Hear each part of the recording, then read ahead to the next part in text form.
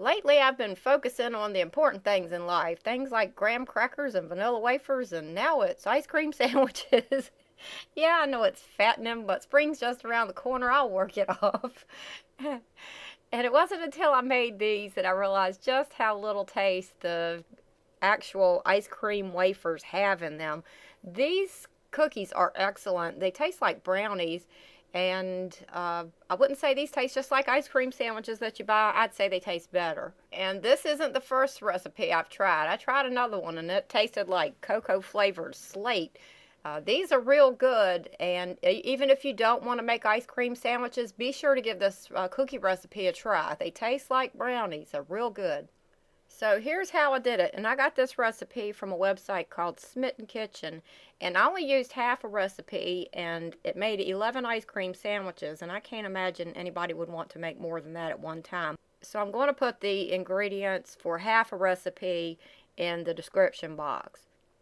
The first thing I did was creamed a stick of butter and 3/4 cups of sugar.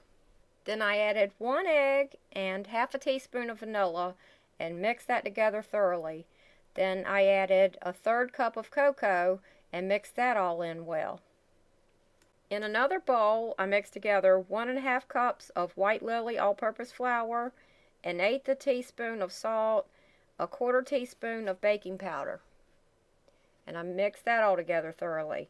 Then I added the dry mixture into the wet mixture a little at a time and mixed it up thoroughly. And some of the comments on this recipe on that website said they had problems with the dough turning out too dry and it wouldn't pull together, but it turned out fine for me, and a lot of other people said it turned out fine for them. So if it turns out too dry for you, then add a little bit of milk.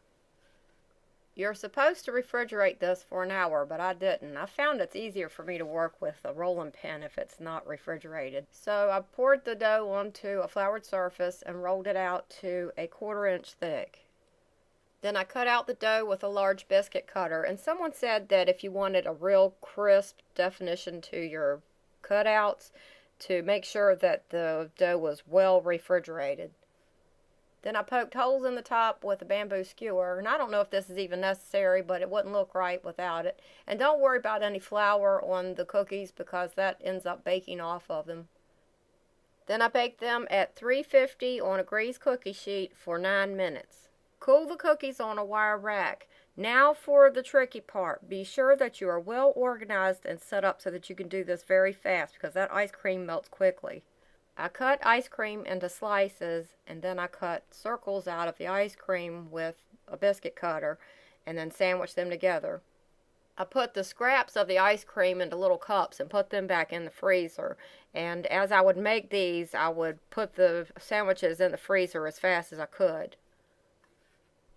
So make sure you have plenty of room in your freezer when you do this.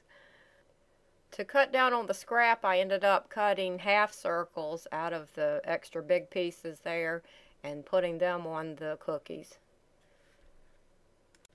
So that's it. I ended up with 11 ice cream sandwiches, and I wrapped them in wax paper, and then I covered that with aluminum foil and put them in the freezer.